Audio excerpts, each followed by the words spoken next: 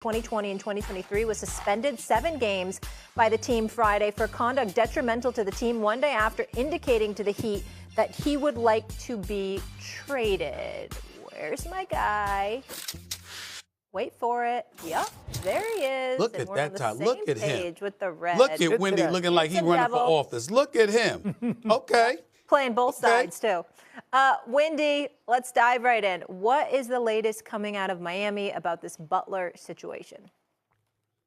Well, Molly, I don't think he's going to leave the Heat in the short term because there's a couple of things. One, when Jimmy got onto the trade market last week, when the Heat announced they were going to take offers for him after previously saying they weren't, the team that just absolutely jumped to the front was the Phoenix Suns.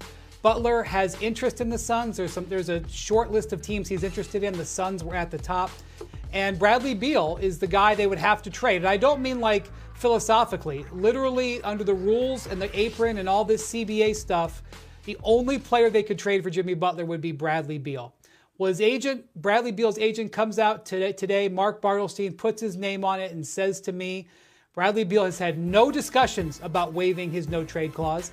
I haven't talked to the Suns about it. I haven't talked to any other teams about it, not Miami, not anybody else. So forget about these 3 or 4 team things. Forget about anybody saying that there's a list. None of that's true. And I have to tell you, Molly, Mark Bartelstein, who's been doing this job for 30 years, couldn't have been more emphatic telling me there is absolutely 0% chance, no way Bradley Beal will ever give away his no-trade clause because there's 2 negotiations with Bradley Beal. One would be he'd have to get him to agree to waive it to go to another team. That's what happened when he went from the Wizards to the Suns. The second would be whether that no-trade clause would stay in place because that's what happened. He only gave a temporary waiver for it to go to Phoenix. And I know that kind of sounds complicated, but when Bradley Beal's got 2 years and $110 million left on his deal, a team is not going to want to trade for him if they know that he has a no-trade clause coming with him.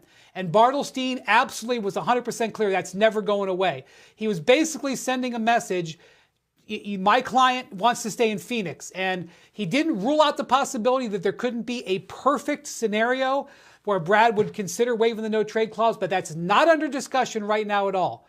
He is going to be in Phoenix. He wants to focus on the Suns. And the upshot of that is Jimmy Butler to the Suns looks DOA right now. And if Jimmy Butler to the Suns is DOA, I'm not sure Jimmy Butler is moving anywhere. I don't think the Heat have any traction on any talks anywhere after 5 days of talking to teams, from my understanding. And I think even though this is a long 7-game suspension and the Heat are on a West Coast trip, they did get a win last night in Golden State. I think Jimmy Butler is going to be on the Heat, or we're trending towards Jimmy Butler being on the Heat when this suspension is over. You're absolutely right, but the question is whether or not that's a good thing or a bad thing, because will Jimmy Butler come in there and play lights out, or will he be disgusted that he's remained in a Miami Heat uniform in a system that wants to evolve around a collection of talent, the Bam Adebayos, Tyler Heroes, Haywood Highsmiths, and those guys, as opposed to prioritizing Jimmy Butler, who's getting paid nearly $49 million this year, scheduled to get paid $52 million next year if he exercises his player option. When you're paying a guy that kind of money, Jimmy Butler wants to be that guy. He doesn't mind being selfless. We've seen him prove that on numerous occasions. But nevertheless, he doesn't want to be resigned to standing in a corner and spectating while guys he believes not to be on his level are prioritizing their offensive system. So that's a problem that the Miami Heat are going to have to contemplate, Doggy and Wendy. Here's the part that I'd like to say about Bradley Beal, because I think it's necessary. I'm a fan of Bradley Beal, the talent. I think the brother is a sniper. He's a shooter. He can ball. He's far from a scrub. He's an all-star caliber talent. But at some point in time, and I say this respectfully, very respectfully, because, again, I'm fond of him, I say it very respectfully to him and Mark Bartelstein, one of the elite agents in this business spanning 30 years. Wendy's absolutely right. He's been around a very, very long time. And when he's emphatic, you better listen to him because he knows what the hell he's doing and he knows what the hell he's talking about. Here's what we have to ask this question respectfully about Bradley Beal. Hey, bro, how do you feel at this stage and point in your career, knowing that your money isn't compromised, about being with a team that doesn't want you to be there? Where's your pride? What you gonna do? You've been with the Washington Wizards. You were going home in the first round. You never got past the second round. You weren't making the playoffs every single year. 2014 to 2015 was good. 2017, you made the playoffs. You missed it in 2016, of course. 2018, you get sent home in the first round. 2020, then you missed the playoffs in 2019 and 2020. 2021, you get to the playoffs again. Again, you go home in the first round. Then you missed the playoffs in 22 and 23, and then last year in 24 again. Now you're a Phoenix Sun. You go home in the first round. What's up? We've been waiting. You getting this money, but when we talk about accomplishments on the NBA level, other than your ability to score, what have you really, really done? At some point in time, does winning matters? And I'm asking Bradley Beal that respectfully because you're a big enough talent where you should be sitting back and going like this. These brothers don't want me. They want me. They might want me to not exercise my no-trade clause so they can move me up out of here. They want Jimmy Butler, and they're willing to give me away. Well, okay, you might not want to go to Miami, but don't you need to be looking to go somewhere else if the team has made it very, very clear that they don't want you?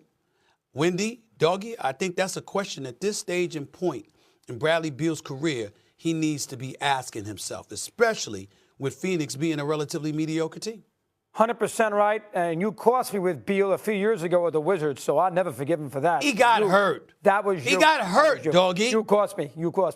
Let me weigh in. Can I weigh in on Butler for a second? Of course. Okay, can I weigh in? Because I haven't had a chance to say anything, and I was going to use it for a mad about. I've had enough of Jimmy Butler, okay? Why? Every 5 seconds he wants to be traded. This is a guy who missed 23 games last year. Pat Riley is running the Heat.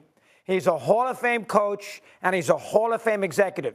The head coach has won 2 championships, who everybody says, from an X's and O's standpoint, he's one of the best strategists and coaches in the NBA. And I got to listen to Jimmy Butler not like the way he's being utilized. A guy who missed 23 games last year, as Roddy said in last year's post-season analysis.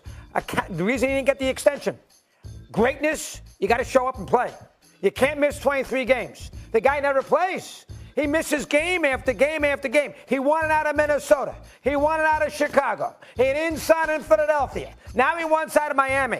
Enough of Jimmy Butler. The only Hall of Famer on that group is the GM and the executive is Riley.